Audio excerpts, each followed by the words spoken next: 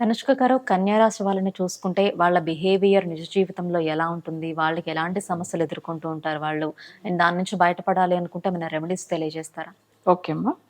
ఎక్కువ మందులు కన్యా రాశిలో పుట్టిన వాళ్ళు చూసారంటే అసలు చాలా బాగా కలిసి వచ్చేది కన్యా రాశిలో ఎక్కువ లేడీస్ పుడితే వాళ్ళకి చాలా బాగా కలిసి వస్తది. అందులో కన్యా రాశిలో జెంట్స్ వాళ్ళకి అంతగా పెద్దగా కలిసి రావట్లేదు. ఇది నేను చాలా మంది జాతకాలు చూసినప్పుడు కనిపెట్టాను.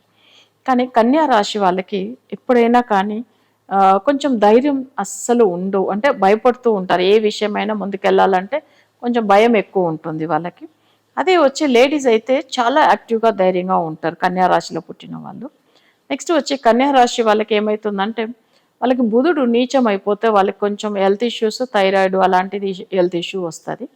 సరే ఇప్పుడు కన్యా రాశి వాళ్ళకి అసలు ఇంత సమస్యలు అంటే ఏ సమస్య వచ్చినా కానీ, ఆ సమస్యల్లోంచి బయటపడాలి అంటే, ఇప్పుడు కన్యా రాశికి అధిపతి ఎవరు అంటే బుధుడు. గ్రహాల్లో బుధుడు.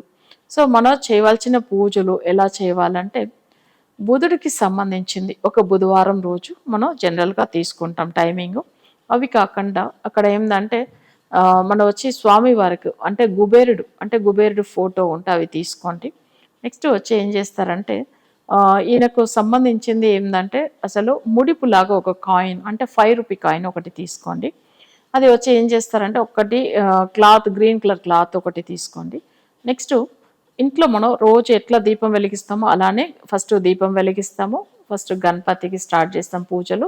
అవి తర్వాత ఏం చేస్తామంటే ఒక కాయిను, ఈ క్లాత్ ఏదైతే గ్రీన్ కలర్ క్లాత్ అదొకటి చిన్నగా కర్చీఫ్ సైజ్ తీసుకోండి. ఇవి 2 సరిపోతుంది. ఇవి 2 ఆయన స్వామివారి ముందుగా పెట్టేసుకోండి. కుబేరుడి ఫోటో ముందుగా పెట్టేసుకొని మనం చేయవలసింది ఏందంటే ఫస్ట్ ఇక్కడ మంత్రం గణపతి మంత్రము, తర్వాత బుధుడికి సంబంధించిన బుధ గాయత్రి, నెక్స్ట్ ఏందంటే కుబేరుడికి సంబంధించిన గాయత్రి మంత్రం.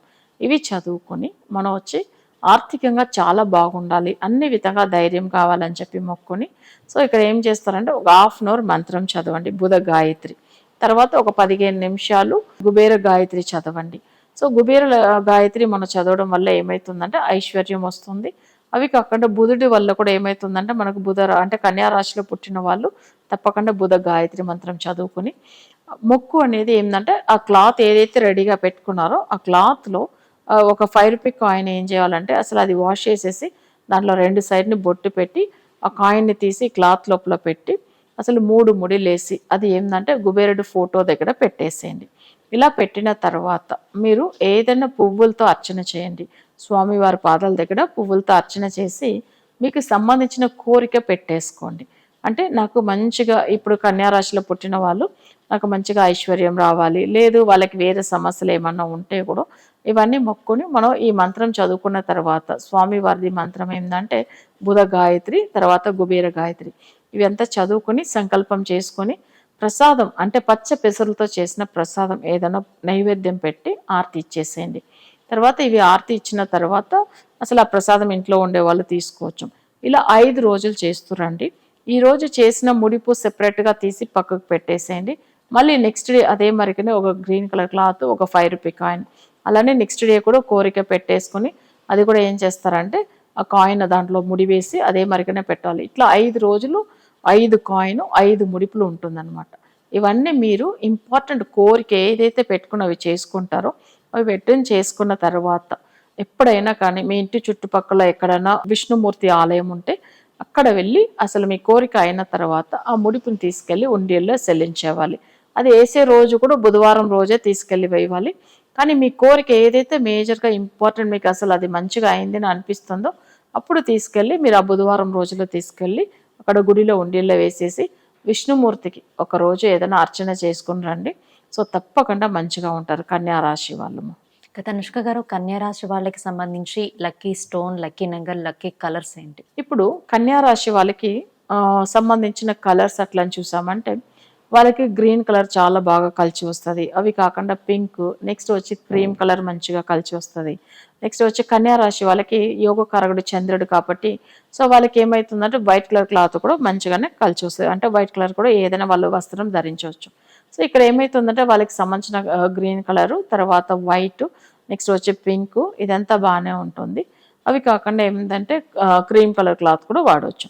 అయితే ఇదంతా ప్రతిదీ మనం ఎట్లా ఒక్కొక్క రాశి వాళ్ళకి సంబంధించింది మనం వాడుతున్నప్పుడు వాళ్ళకి అన్ని ఆ రోజంతా వైబ్రేషన్ పాజిటివ్‌గానే ఉంటది. ఎందుకంటే మనకు రాశికి సంబంధించింది మనకి ఏ ఫేవర్‌గా ఏ కలర్ ఉందో అలానే అసలు ధరిస్తే చాలా మంచిది.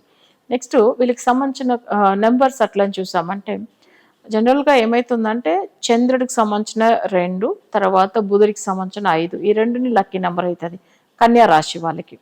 వాళ్ళకి సంబంధించిన లక్కీ డేట్స్‌ని చూసామంటే 2 తారీఖు, 11 తారీఖు, 20 తారీఖు, 29 తారీఖు ఇవి 4 డేట్లు. అవి కాకుండా 5, 14, 23 ఈ డేట్లు కూడా మంచిగా కలిసి వస్తాయి వాళ్ళకి. ఇక చూసారు కదండి, కన్యా రాశి వాళ్ళ బిహేవియర్ నార్మల్గా ఎలా ఉంటుంది, వాళ్ళకి ఎలాంటి సమస్యలు ఎదురవుతూ ఉంటాయి, అండ్ దాని నుంచి బయటపడడానికి ఎలాంటి రెమెడీస్ వాడాలో చాలా చక్కగా వివరించారు. మీరు కూడా ఎలాంటి సమస్యల నుంచి బాధపడుతున్నట్లయితే స్క్రీన్ పైన కనిపిస్తున్న నెంబర్ని కాంటాక్ట్ అవ్వండి. 100% రిజల్ట్ ఉంటుంది.